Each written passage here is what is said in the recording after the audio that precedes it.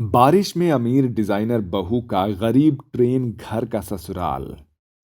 तेज बारिश हो रही है जहां श्यामू थका हारा हुआ एक छोटे से ट्रेन घर में आता है। बाहर से तो वो बिल्कुल किसी ट्रेन की तरह लग रहा था, लेकिन अंदर से बिल्कुल सामान्य घर जैसा था। अरे गुड्डी, चाय बनी क्या? रेल वाले आज साला फिर से जो है लेट हो गई है। अब पूरी कमाई पानी में बह गई आज भी। क्या करे जी, बारिश तो जैसे हर साल हमारी किस्मत ही धो डालती है। जितना भी जोड़े सब गल जाता है। साला प्लेटफॉर्म नंबर 3 पे जो अमीर लोग चाय छोड़कर जाते हैं ना, उनके कप में जितना चाय बचा रहता है उतने में से तो कुली की जिंदगी लिख दूं मैं। उसी समय राजू बिस्तर से उठता है और बाहर झांकता है। पिताजी, आज इंटरव्यू है, बारिश में कैसे जाऊं? ट्रेन भी तो लेट है ना सब। बेटा, किस्मत भी ट्रेन जैसी होती है, लेट हो सकती है लेकिन आएगी जरूर। तू हिम्मत मत हार। इंटरव्यू में नए कपड़े तो नहीं है तुम्हारे पास? वो नीला कुर्ता पहन लेना जिसमें तुम सबसे अच्छे लगते हो। माँ, अच्छा लगना नहीं, काम आना चाहिए इस दुनिया में। ऐसा कहकर राजू इंटरव्यू के लिए तैयार हो जाता है। राजू का पिता एक कुली है और अपने बेटे को इंटरव्यू के लिए बारिश में बचते बचाते रेलवे स्टेशन पर लेकर आ जाता है। ए कुली, जरा जल्दी से बैग उठाना मेरा, बारिश में भीग जाएगा मेरा लैपटॉप। साहब, आपका लैपटॉप भीग गया तो नया आ जाएगा। मेरा बेटा भीग गया तो बुखार में 2 दिन तक काम नहीं कर पाएगा। पीछे खड़ा राजू सुनकर थोड़ा भावुक हो जाता है और इस तरह ट्रेन से इंटरव्यू देने के लिए चला जाता है। कुछ देर बाद राजू एक छोटे स्टार्टअप कंपनी में इंटरव्यू देने जाता है, जहां सामने बैठी एचआर कहती है, तो आप फैशन में क्यों आना चाहते हैं? आपकी फील्ड तो टेक्निकल है। क्योंकि कपड़ों में ही तो इंसान की कहानी छुपी होती है। अमीर के कपड़े डिजाइनर होते हैं, गरीब के कपड़े मेहनत। मैं दोनों को जोड़ना चाहता हूँ। इंटरेस्टिंग आंसर, लेकिन हमारे ब्रांड की इमेज बहुत हाई एंड है। You sure you fit in? मैं फिट नहीं, मैच करना चाहता हूँ मैम। आपसे बात करके बहुत अच्छा लगा। ठीक है, हम आपको कॉल करके बताएंगे कि आप इस जॉब के लिए परफेक्ट है या नहीं। बाकी आप जा सकते हैं। Thanks ma'am, nice to meet you. ऐसा कहकर राजू घर जाने के लिए निकल जाता है। बारिश अभी भी बहुत तेज हो रही थी। राजू रेलवे स्टेशन के बाहर ही था, तभी रेलवे स्टेशन के बाहर एक शानदार ड्रेस में लड़की भीगी हुई टैक्सी से उतरती है। इस गांव जैसी जगह में कोई ऊबर भी नहीं मिलता। ये कैसा स्टेशन है? राजू बगल से गुजरता है और अनन्या के हाथ से बैग गिर जाता है। माफ कीजिएगा, आपका बैग। थैंक्स। और आप लोग छाता लेकर नहीं चलते क्या? हम लोग बारिश से बचने के लिए नहीं, उसे जीने के लिए चलते हैं। अनन्या उसे घूर कर देखती है और फिर हंस पड़ती है। Quite a dialogue writer, mister platform poet. इस प्रकार से पहली मुलाकात में अनन्या और राजू बातें करने लगते हैं। इसी तरह से समय बीत रहा होता है और वहीं दूसरी तरफ घर पर राजू की माँ और उसके पिताजी राजू के लिए चिंतित हो रहे थे। राजू, देर हो गया, ना कॉल उठा रहा है ना कोई खबर। कहीं बारिश में फंस तो नहीं गया? तू फिक्र मत कर, लड़का अब बच्चा नहीं रहा। पता चला किसी कंपनी ने पकड़ लिया है उसका टैलेंट देखकर।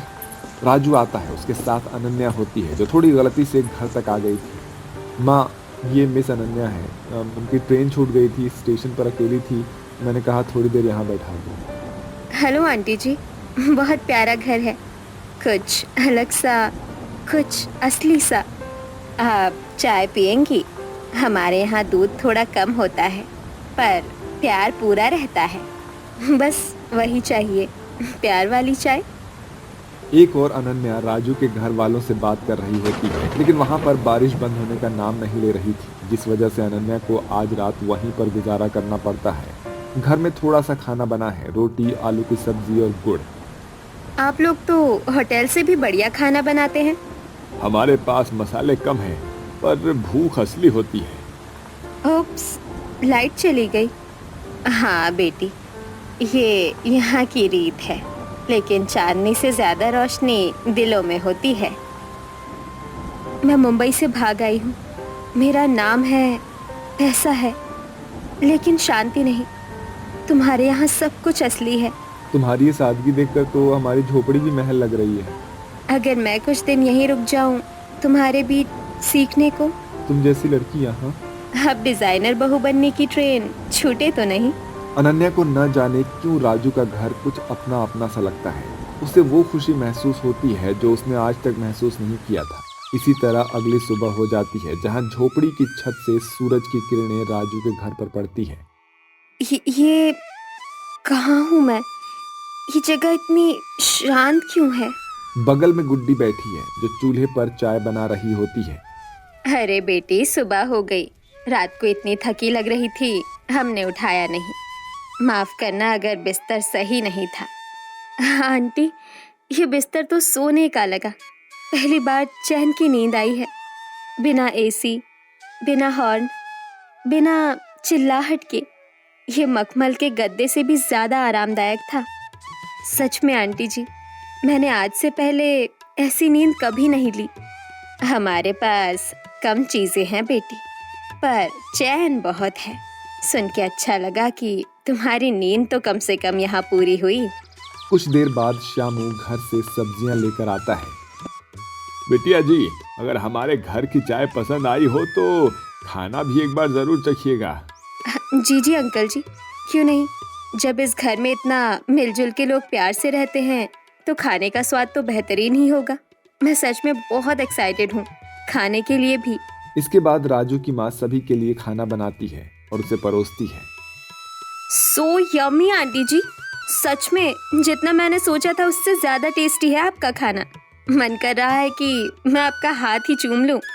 अरे बस बस बिटिया, तारीफ कम करो और खाना ज्यादा खाओ। नहीं नहीं आंटी जी, आप तारीफ के ही लायक हैं। हाँ माँ, अनन्या जी ने बिल्कुल सही कहा। आपके हाथों में तो जादू है, जादू। तभी तो मैं इस हाथों के जादू का दीवाना हूँ। आप भी ना कुछ भी बोल देते हैं। इस प्रकार सभी एक साथ हंसते हुए खाना खा लेते हैं।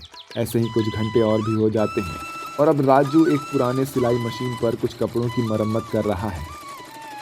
तुम सिलाई भी करते हो? हाँ, पापा के पुराने कपड़े फेंकने की बजाय मैं उसे ठीक करना सीख गया और कभी कभी नए डिज़ाइन भी बना लेता हूँ। कहाँ से सीखा ये सब? बचपन में एक दर्जी की दुकान पर बैठता था। जो भी बचा कुचा कपड़ा मिलता था ना, उससे मैं गुड़िया के कपड़े सिलता था। तो तुम्हारे अंदर भी एक डिजाइनर छुपा बैठा है, बस बिना ब्रांड के। डिज़ाइनर कपड़े तो बहुत लोग बनाते हैं, मैं डिज़ाइनर सोच बनाना चाहता हूँ। सच में राजू, तुम्हारी बातें और तुम्हारे हुनर की मैं कायल हो गई हूँ। इसी प्रकार दिन बीतते हैं और अनन्या राजू के घर पर ही रह रही होती है। एक अलग सी खामोशी थी, लेकिन कहते हैं ना कि खामोशी अक्सर तूफान का संकेत देती है। ऐसे ही कुछ होने वाला था अनन्या के जीवन में भी, जहाँ बस्ती की औरतें एक कोने में बातें कर रही थी। अरे वो जो नए सूट में लड़की आई है ना, लगता है किसी अमीर खानदान से है। शामू के घर क्या कर रही है? कहीं फिल्म बनाने नहीं आई हो? आजकल सब नाटक करते हैं। अरे राजू अच्छा लड़का है, लेकिन उसके लिए बहुत ऊंची है वो लड़की। जब वो औरतें ये बातें कर रही होती हैं, तभी वहां से गुड्डी गुजरती है और ये बातें सुन लेती है। सुनो जी, लोग बातें बना रहे हैं, कहीं राजू को दिल ना दे बैठे ये लड़की और फिर छोड़ दे तो? अगर छोड़ भी दे तो बेटा गिरा नहीं होगा। इंसान वो नहीं जो टूटे, वो है जो टूट कर भी मुस्कुराए। इस प्रकार श्यामू अपनी पत्नी गुड्डी को समझाता है और ऐसे ही दिन बीतते रहते हैं। एक दिन अनन्या मिट्टी के चूल्हे के पास गुड्डी के साथ बैठी होती है। मम्मी जी, ये चूल्हा तो मेरे फैशन शो से भी ज्यादा पसीना छुड़ा रहा है। अरे बेटी, ये रैम वॉक नहीं, रसोई की पूजा है। इसमें मेहनत भी है और दुआ भी। अनन्या रोटियां बेलने की कोशिश कर रही है, लेकिन रोटियां टेढ़ी मेढ़ी बनती हैं। वाह, ये रोटी तो जैसे फैशन शो में कैटवॉक करने के लिए निकल पड़ी हो, सीधी नहीं चल रही। तो तुम्हें बनानी आती है? सीधी रोटियां नहीं, सीधे रिश्ते बनाना आता है मुझे। वाह राजू जी, अच्छे कपड़े बनाने के साथ साथ बातें भी अच्छे बना लेते हो। इसी प्रकार हंसते खेलते दिन बीत रहे थे। अब राजू के घर वालों को भी अनन्या कुछ अपनी सी लगने लगी थी। लेकिन तभी एक दिन अचानक एक काली गाड़ी बस्ती में आती है। ड्राइवर उतरकर पूछता है, यहाँ श्यामू नाम का कोई रहता है क्या? पीछे से एक एलिगेंट महिला और एक रौबदार पुरुष अनन्या के माँ बाप उतरते हैं, जिन्हें अनन्या देखकर सुन्न रह जाती है। मॉम, डैड, तुम यहाँ क्या कर रही हो अनन्या? ये जगह है तुम्हारे लायक। मॉम, मैंने यहाँ जीना सीखा है। इनफ, बहुत हो गया अनन्या, चलो हमारे साथ। हमने तुम्हें ब्रांड्स और ब्यूटी के लिए पाला है, कीचड़ और कुली के लिए नहीं। बेटी हमारी मेहमान है, जब तक चाहे रहे। हमने उसे कभी रोका नहीं, न जाने क्यों अब सब खींच कर ले जाना चाहते हैं। अगर वो जाना चाहे तो रोकूंगा बिल्कुल नहीं, पर अगर रुकना चाहे तो पूरी जिंदगी साथ दूंगा। मैं यही रहूंगी। मॉम, डैड, यहाँ मुझे अपना मिल गया है। अब से यही मेरा परिवार है। देखते हैं गरीब परिवार तुम्हें आखिर कब तक पालता है। जब तुम्हें ऐशो आराम नहीं मिलेगी ना, तब तुम्हें हमारी कदर होगी। ऐसा कहकर अनन्या के माता पिता वहां से चले जाते हैं। वहीं दूसरी ओर मंदिर में राजू के माता पिता के सामने अनन्या और राजू की शादी करवा दी जाती है और अब अनन्या उस गरीब ट्रेन घर में ससुराल में बहू बन के आ जाती है और आज डिजाइनर बहू की पहली रसोई है, जहां उसका बनाया हुआ खाना सबको पसंद आता है। इसी तरह से रात को बारिश फिर से शुरू हो जाती है, जहां अनन्या और राजू अपने झोपड़पट्टी से बने ट्रेन घर के बाहर हाथों में चाय लिए खड़े होते हैं। पता है राजू, जब पहली बार बारिश में इस घर आई थी तो लगा सब कुछ भीग जाएगा। अब लगता है जो भीगा वही सच्चा निकला।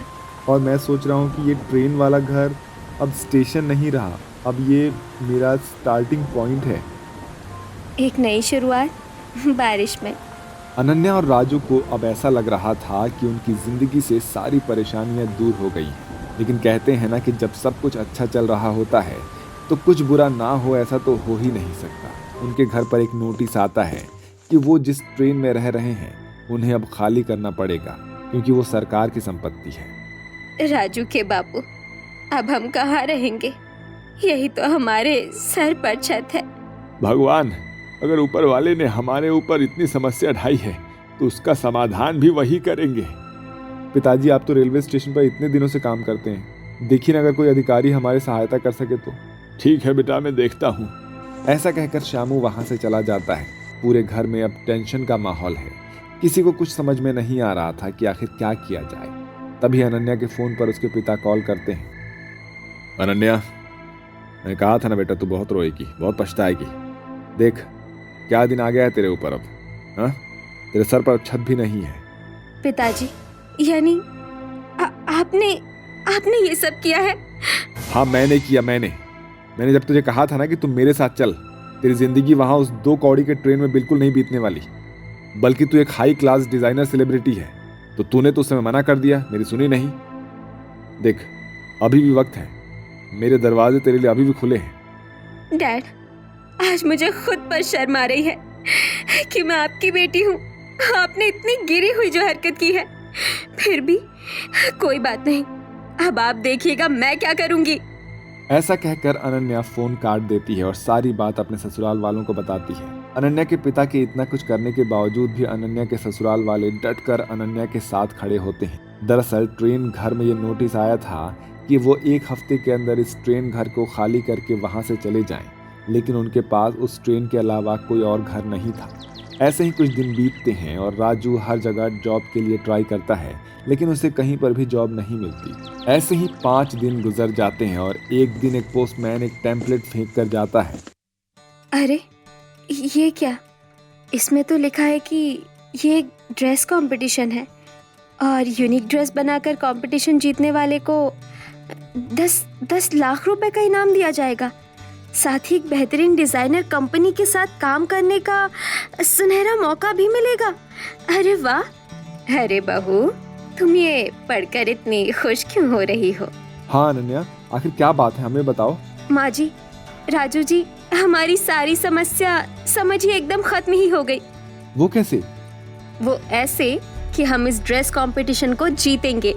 मैं जीतूंगी इस ड्रेस कंपटीशन को। पर वो कैसे अनन्या? वो ऐसे राजू जी, शायद आप भूल रहे हैं कि मैं एक डिजाइनर हूँ। मैंने मुंबई में एक से बढ़कर एक डिजाइनर ड्रेस डिजाइन किए हैं और मेरे पास एक आइडिया है, पर इसमें आप सभी को मेरी मदद करनी पड़ेगी। अरे बहू, ये भी कोई कहने की बात है क्या? अनन्या, मैं तुम्हारे साथ हूँ, बताओ मेरी तुम्हें क्या मदद चाहिए? राजू जी, मैं डिजाइन तो तैयार कर दूंगी, लेकिन ड्रेस को 2 दिन में तैयार करना बहुत ही मुश्किल काम है, इसीलिए आपको भी सिलाई करनी पड़ेगी। मैं डिजाइन तैयार कर दूंगी और माँ जी, आप कुछ फूल ले आइएगा, क्योंकि कॉन्सेप्ट थोड़ा फूल से ही रिलेटेड होगा।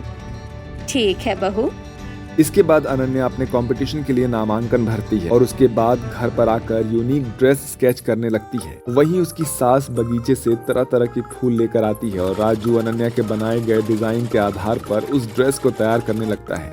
ऐसे ही लगातार घंटों तक पूरा परिवार मिलजुल कर काम करता है। जब राजू थक जाता है तो अनन्या खुद ही सिलाई करने लगती है और ऐसे ही 2 दिन की मेहनत के बाद एक बेहतरीन फूलों वाला ड्रेस बनकर तैयार हो जाता है। वाह बहू, ये ड्रेस तो सच में बहुत ही अद्भुत है। फूलों से बनाया गया ड्रेस, इसे पहनने वाले के इर्द गिर्द तो खुशबू ही खुशबू फैल जाएगी। सच में बहुत ही अच्छा लग रहा है बेटा। पिताजी, ये सब बस परिवार की मदद से हो पाया है। ठीक है, अब हमें कंपटीशन में जाना होगा।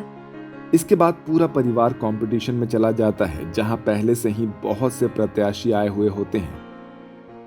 लेडीज एंड जेंटलमैन, आप सभी का स्वागत है। तो अब शुरू होने जा रहा है इस साल की सबसे बेहतरीन ड्रेस कंपटीशन। तो आप सभी लोग बारी बारी करके इस मंच पर आते जाइएगा। जिसके बाद एक एक करके अपने बनाए हुए ड्रेस को पहनकर सभी प्रत्याशी मंच पर आने लगते हैं। सभी ने बहुत ही अच्छा ड्रेस डिजाइन किया था, लेकिन अब बारी थी अनन्या की। अनन्या जैसे ही स्टेज पर आती है तो पूरा माहौल शोर और तालियों से गूंज उठता है। कुछ देर बाद तो इस साल की विजेता है मिस अनन्या। जैसे ही अनन्या का नाम लिया जाता है सभी तालियां बजाते हैं। ये लीजिए पूरे 10 लाख का चेक, और आप हमारे साथ काम करेंगी। आज ही हम आपको हायर करते हैं। शुक्रिया आप सभी का। लेकिन मैं आप लोगों से बस ये कहना चाहूंगी कि ये जीत सिर्फ मेरी नहीं, बल्कि मेरे परिवार वालों की भी है। अगर वो ना होते तो शायद मैं ये कंपटीशन कभी नहीं जीत पाती। अनन्या की ये बात सुनकर उसके ससुराल वालों की आंखों में से आंसू आ जाते हैं। उसके लिए चारों ओर तालियां बजती है और इस तरह अनन्या अपने ससुराल वालों के लिए उस 10 लाख से एक अच्छा सा घर खरीदती है और अब उन गरीब लोगों की जिंदगी एक बेहतर पटरी पर आ चुकी थी। पूरा परिवार अब मिलजुल कर एक साथ रहता है और राजू और अनन्या एक ही कंपनी में मिलजुल कर काम करते हैं। साथ ही वो हर बारिश का एक साथ मजा भी लेते हैं। आप सभी को हमारी ये कहानी कैसी लगी हमें ज़रूर बताइए कमेंट कर, और बहुत जल्द मिलते हैं आप सभी से एक नई कहानी के साथ।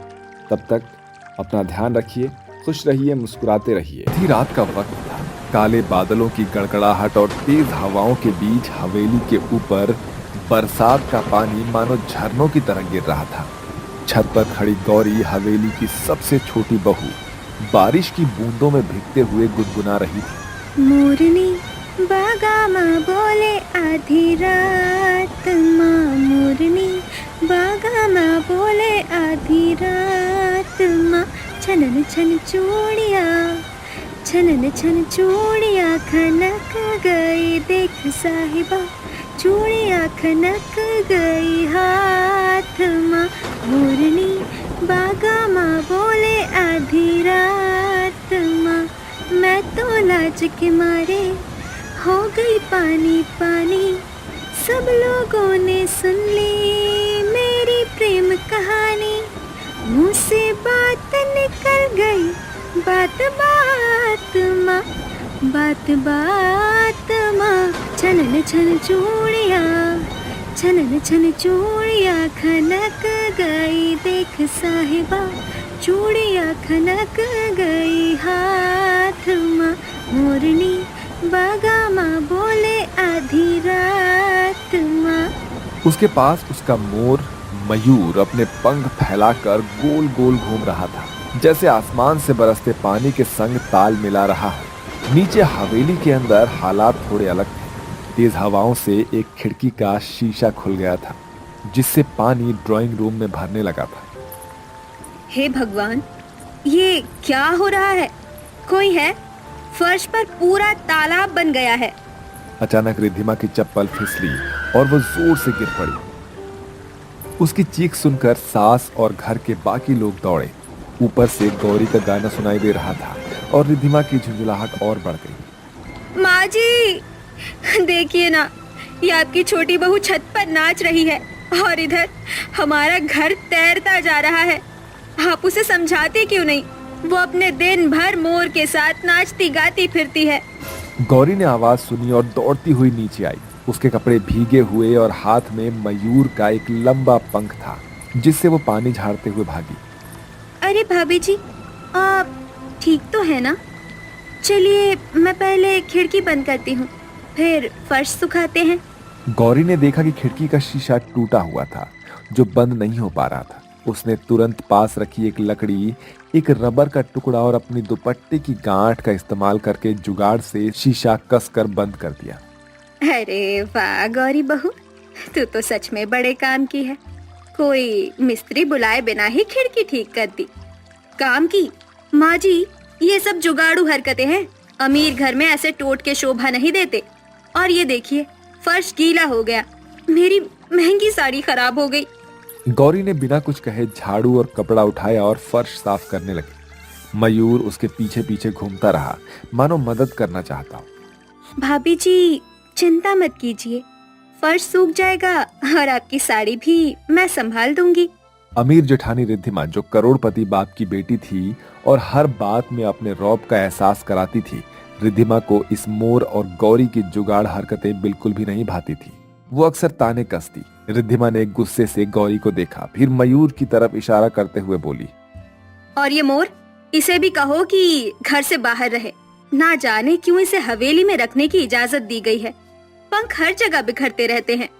अरे मोर तो लक्ष्मी का प्रतीक है रिद्धिमा, और वैसे भी ये गौरी की दादी की आखिरी निशानी है। रहने दो, घर में रौनक बनी रहती है। गौरी ने मयूर को धीरे से सहलाया और पास में बैठा ली। उसकी आंखों में भाभी की डांट के बावजूद कोई शिकायत नहीं थी। वो शांत स्वभाव की थी और हर मुश्किल का हल निकालने में माहिर थी। ऐसे ही अगले दिन सुबह सब नाश्ते की मेज पर बैठे थे।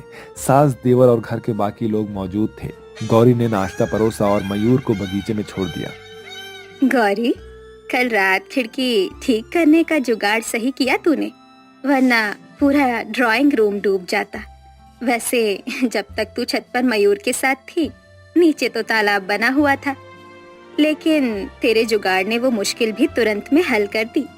भाभी, आप तो इंजीनियर निकलोगी। मोर की मालिक और खिड़की की मिस्त्री, वाह क्या गजब का कॉम्बिनेशन है। ये सुनकर सभी लोग हंस पड़े, लेकिन रिद्धिमा ने मुंह फेर लिया। हाँ, सबकी लाडली बहू है ना गौरी। मोर पाल है, जुगाड़ लगाए है, सबको खुश रखती है। मगर जब हवेली की इज्जत का सवाल होगा तब देखेंगे। गौरी चुप रही और मयूर की ओर देखकर हल्के से मुस्कुराई। गौरी भले ही गरीब खानदान से आई थी, लेकिन उसके पास एक तोहफा था, दादी का दिया हुआ मयूर और हालात को संभालने की कला। दूसरी ओर रिद्धिमा, करोड़ों की मालकिन, अपने अहंकार के ताज से भरी हुई। इन दोनों की टकराहट अभी बस शुरू हुई थी। आज मौसम तो बड़ा ही सुहाना है। बगीचे में बैठकर चाय की चुस्की लेने में अलग ही मजा है। सुबह की हल्की धूप हवेली के बगीचे में छन रही थी। पेड़ों से गिरती ओस की बूंदें चमक रही थी। रिद्धिमा अपनी महंगी रेशमी साड़ी में, सोने की चेन गले में और हीरो की अंगूठी पहने बगीचे की मेज पर बैठकर चाय पी रही थी। सुना तुमने, कल हमारी कॉलोनी में एक नया डिजाइनर स्टोर खुला है। मुझे वहाँ की सारी साड़ियाँ पहले दिन ही खरीदनी है। मेरे जैसे क्लास वाली और किसके पास है? हाँ भाभी जी, आप तो सबसे अलग हो। वैसे भी आपकी अलमारी में साड़ियों की कमी कहाँ है? कम 100 से ऊपर तो गिन नहीं पाई मैं। मगर ये गरीब वाली देवरानी गौरी दिन रात वही 2-3 साड़ियाँ बदल बदल कर पहनती है। देखो, अभी भी आंगन में पौधों को पानी दे रही होगी। ना जाने क्यों माँ जी ने उसे हवेली में रखा। मैंने तो कभी उम्मीद भी नहीं की थी कि देवर जी के लिए ऐसी गांव की गरीब गवार लेकर आएंगे। ये तो हमारे स्टेटस को भी शोभा नहीं देती। ऊपर से उसका वो मयूर मोर दिन भर नाक में दम करके रखता है। पास में गौरी अपने साधारण सूती कपड़ों में पौधों को पानी दे रही थी। मयूर पास के पेड़ पर बैठा अपनी चमकदार पूंछ फड़फड़ा रहा था। रिद्धिमा की नजर मयूर पर पड़ी। उसने मुंह बनाते हुए कहा, और ये मोर हवेली का शो पीस बनकर घूमता है। मुझे तो डर लगता है कि कहीं मेरे कपड़ों का हाल न खराब कर दे। गौरी ने उसकी बात सुनी, मगर मुस्कुराकर चुप रही। तभी अचानक से मयूर फड़फड़ाता हुआ उड़ा और सीधे रिद्धिमा के पास उतरा। उसकी नजर रिद्धिमा की साड़ी की सुनहरी किनारे पर अटक गई। उसने अपनी चोंच से साड़ी का पल्लू खींचना शुरू कर दिया। अरे हटो, कोई से भगाओ। नौकरानी, ये पागल मोर मेरी साड़ी खींच रहा है। कोई मेरी मदद करो। माँ जी, गौरी, कोई है यहाँ? रिद्धिमा की आवाज सुनकर नौकरानी दौड़ आई, मगर तब तक साड़ी की किनारी फट चुकी थी। रिद्धिमा चीख पड़ी। हे भगवान, ये मेरी दिल्ली से मंगाई हुई साड़ी थी, 1.5 लाख की। अब तो इसका कबाड़ा हो गया, सब इस मोर ने किया है। गौरी तुरंत दौड़कर आई और मयूर को संभाला। भाभी जी, माफ कीजिए, मयूर ने जानबूझकर नहीं किया। मैं आपकी साड़ी ठीक कर दूंगी, आप चिंता मत कीजिए। ठीक करोगी? तुमसे क्या उम्मीद रखूं मैं? मोर के पंख चिपका कर नया डिजाइन बना दोगी और लोग हंसेंगे मुझ पर। मोर के साथ घूमना खेलना, इसके सिवा तुम्हें आता भी क्या है? अरे रिद्धिमा, गुस्सा क्यों करती हो? साड़ी ठीक हो जाएगी और मोर को मत मारो, वो अभी बच्चा है। माँ जी, बच्चा? ये बच्चा मेरे कपड़ों का दुश्मन है। मैं कहती हूँ इसे घर से बाहर करवाइए और ये फटी साड़ी, गौरी, इसे फेंक देना कचरे में। मैं फटी चीज कभी नहीं पहनती। रिद्धिमा गुस्से में भीतर चली गई। गौरी ने साड़ी उठाई और प्यार से पंख समेटते हुए बोली, देखो मयूर, भाभी जी नाराज हो गई, मगर चिंता मत करो, मैं सब संभाल लूंगी। ये साड़ी बेकार नहीं जाएगी। रात को गौरी अपने कमरे में बैठी उसने मोर के रंगीन पंख उठाए और फटी साड़ी के किनारों पर लगाना शुरू कर दिया। सुनहरे धागों से हर कट को सिल दिया। धीरे धीरे साड़ी एकदम नई और पहले से भी खूबसूरत लगने लगी। वाह भाभी जी, ये तो किसी फैशन शो वाली ड्रेस लग रही है। आपने बनाई है? हाँ, मयूर की मदद से। भाभी जी को शायद ना पसंद आए, लेकिन मुझे अच्छा लग रहा है। अगर भाभी जी ने देखा तो जल जाएंगी। आप इसे पूजा में पहन लेना, सबकी नजर आप पर ही टिक जाएगी। गौरी मुस्कुराई पर कुछ नहीं बोली। अगली सुबह पूजा का दिन। हवेली रंगीन फूलों और रोशनी से सजी थी। सबने नए कपड़े पहने थे। रिद्धिमा ने भी अपनी नई रेशमी साड़ी पहन रखी थी। गौरी कमरे से निकली मोर के पंखों वाली वही साड़ी पहनकर। जैसे ही वो आंगन में पहुंची, सबकी नजर उसी पर टिक गई। अरे गौरी, ये साड़ी इतनी सुंदर, ये कहाँ से ली?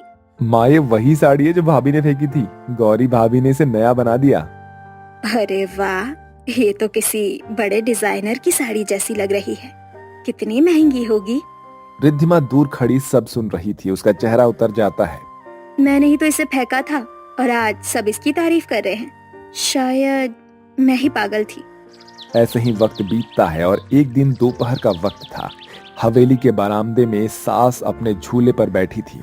पास में गौरी मयूर को दाना खिला रही थी। तभी एक बड़ी गाड़ी आकर रुकती है और उसमें से एक औरत उतरती है, चमकदार गाउन, बड़े चश्मे और चौड़ी मुस्कान के साथ। अरे अनीता, तुम कब आई अमेरिका से? देखो कितने साल बाद। अरे भाभी, पूरे 10 साल बाद। सोचा इस बार इंडिया घूम लूं और आप सबसे मिल लूं। वैसे आपका घर तो और भी शाही हो गया है। रिद्धिमा दौड़कर आई, हाथ जोड़कर मुस्कुराई। नमस्ते आंटी जी, मैं रिद्धिमा, आपकी भाभी जी की बड़ी बहू। अरे वाह, कितनी स्मार्ट बहू है, बिल्कुल मॉडर्न। पीछे खड़ी गौरी ने हल्की मुस्कान दी। और ये है गौरी, मेरी छोटी बहू। ये थोड़ी साधारण है, लेकिन दिल से बहुत हुनरमंद है। अरे बहू, हुनरमंद होना ही असली दौलत है। भाभी, वैसे मैं तो आप सबको कल अपनी पार्टी में बुलाने आई हूँ। पार्टी? कैसी पार्टी? देखो, मैंने इंडिया में रहते रहते एक नया शौक सीखा, हैंडमेड ड्रेस का। कल मेरे फार्म हाउस पर थीम पार्टी है। सबको अपने हाथ से बनाई गई अनोखी ड्रेस पहन कर आना होगा। ये सुनकर रिद्धिमा की आंखें चमक उठी। हैंडमेड? आंटी जी, मैं तो फूलों और मोतियों से इतने स्टाइलिश ड्रेस बना लूंगी कि सब देखते रह जाएंगे। गौरी चुप रही, बस मयूर की तरफ देखती रही। गौरी, तू भी कुछ बना लेना। वैसे तेरे पास तो मोर के ढेर पंख है। हाँ हाँ, वही पंख चिपका कर ड्रेस बना लेना और सब समझेंगे कोई डांस शो हो रहा है। गौरी ने मुस्कुराकर जवाब दिया। भाभी जी, कभी कभी जुगाड़ भी फैशन बन सकता है, कल देखिएगा। अगले दिन तैयारी का माहौल। रिद्धिमा अपने कमरे में बैठी फूलों, मोतियों और नेट से ड्रेस बना रही थी। नौकरानी पास खड़ी थी। देखो, मेरी ड्रेस में इतना ग्लैमर होगा कि अनीता आंटी भी मुझे अमेरिका ले जाने का सोचेंगी। सच भाभी जी, आप तो हमेशा सबको पीछे छोड़ देती है। उधर गौरी अपने कमरे में बैठी मोर के पंखों को बड़े ध्यान से सजा रही थी। मयूर पास में खड़ा जैसे गर्व से देख रहा था। भाभी क्या प्लान है? मोर के पंखों से सच में ड्रेस बना रही हो क्या? हाँ, क्यों? पंख खराब थोड़े हैं। रंग इतने सुंदर है कि एक बार बन जाए तो सबकी नजरें बस इस पर टिक जाएगी। भाभी अगर सबको इतनी पसंद आ गई तो रिद्धिमा भाभी का मूड मत खराब करना, वरना फिर मोर को ही दोष देगी। गौरी मुस्कुराकर चुप रही। पार्टी का दिन, शाम का वक्त, फार्म हाउस रोशनी और सजावट से जगमगा रहा था। लोग अलग अलग थीम वाली ड्रेस पहनकर आ रहे थे। किसी ने फूलों की ड्रेस, किसी ने पत्तों की, तो किसी ने फलों और सब्जियों की बनी अजीबोगरीब सी ड्रेस पहनी थी। अंदर से संगीत बज रहा था। तभी गाड़ी से पहले रिद्धिमा उतरती है, चमकदार फूलों और मोतियों की ड्रेस पहनकर, मानो कोई फैशन शो की मॉडल हो। लोग तालियां बजाने लगते हैं। वहीं गौरी जैसे ही पार्टी में कदम रखती है, पूरा हॉल कुछ क्षण के लिए शांत हो जाता है। रोशनी उसकी ड्रेस पर पड़ती है तो नीले और हरे पंख चमक उठते हैं, जैसे चलती फिरती इंद्रधनुष हो। लोग कानाफूसी करने लगते हैं। अरे वाह, ये ड्रेस तो गजब है। ये किस डिजाइनर ने बनाई है? किसी ने नहीं, मैंने खुद बनाई है। लोग तालियां बजाने लगते हैं। रिद्धिमा दूर खड़ी ये सब कुछ देख रही थी। उसके चेहरे पर जलन साफ साफ झलक रही थी। ये ड्रेस तो किसी फिल्म अवार्ड शो की लग रही है। किसने डिजाइन की होगी? सुना है इसने खुद बनाई है, और ये पंख असली मोर के हैं। गौरी हल्की सी झुककर सबका अभिवादन करती है और सास के पास जाकर खड़ी हो जाती है। देखा रिद्धिमा, मेरी छोटी बहू ने तो कमाल। मेरी छोटी बहू ने तो सबका दिल जीत लिया। रिद्धिमा जो थोड़ी दूर खड़ी थी, चाय का कप पकड़ते पकड़ते रुक जाती है। उसकी आंखों में हल्की जलन और अचरज दोनों था। ये वही गौरी है जिसकी साड़ियों और जुगाड़ू आदतों पर मैं हंसती थी, और आज सब उसकी ही तारीफ कर रहे हैं। अनिता जो पार्टी की मेजबान थी, गौरी के पास आती है। गौरी, ये ड्रेस तो अद्भुत है। क्या तुमने सच में इसे खुद बनाया है? अमेरिका में होती तो बड़े बड़े फैशन हाउस तुम्हें तुरंत काम पर रख लेते। जी, मैंने ही बनाई। बस मयूर के पंख और थोड़ा धागा, सुई का सहारा लिया। कुछ खास नहीं है, कुछ खास नहीं। अरे ये तो पार्टी की शान है। सब लोग तुम्हें देख रहे हैं। पास खड़ी रिद्धिमा ने खुद को संभाला और जबरदस्ती मुस्कुराई। वो गौरी के पास आई और धीमे स्वर में बोली, गौरी, तुम्हारी ड्रेस सच में बहुत सुंदर है। मैं मानती हूँ, मैंने तुम्हें और तुम्हारे मोर को लेकर बहुत कुछ कहा। शायद मैं गलत थी। भाभी जी, मैंने कभी बुरा नहीं माना। आप अमीर हैं, आपकी सोच अलग है, लेकिन कभी कभी सादगी और जुगाड़ भी खूबसूरत हो सकता है। रिद्धिमा थोड़ी देर चुप रही, फिर अचानक हंस दी। सच कहूँ तो मैं जल रही थी। मुझे लगा था मेरी फूलों वाली ड्रेस सबको भा जाएगी, लेकिन सब तो तुम्हें ही देख रहे थे। तो क्या हुआ भाभी जी, आप मेरी मदद से अगली बार मोर के पंख वाली ड्रेस बना लेना। मयूर भी खुश हो जाएगा। दोनों बहनें हंस पड़ी। मयूर पास ही खड़ा पंख फैलाकर जैसे दोनों की दोस्ती का जश्न मना रहा हो। चलो, अब हम पार्टी का सबसे अच्छा हैंडमेड ड्रेस अवार्ड घोषित करेंगे।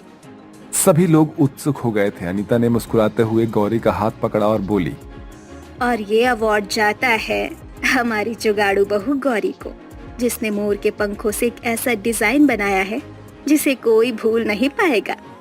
सभी लोग तालियां बजाने लगे। गौरी थोड़ी संकोच में थी, लेकिन सास और रिद्धिमा ने उसे आगे धकेला। गौरी, तूने आज दिखा दिया कि हुनर और सादगी ही असली दौलत है। रिद्धिमा ने गौरी को गले लगा लिया। मुझे माफ कर देना गौरी, मैं तेरी कदर नहीं कर पाई और तेरे मोर को भी बहुत बुरा कहा। अब से हम बहनों की तरह रहेंगे। भाभी जी, मुझे आपसे कोई शिकायत नहीं। चलिए, अब से मिलकर घर की रौनक बढ़ाते हैं।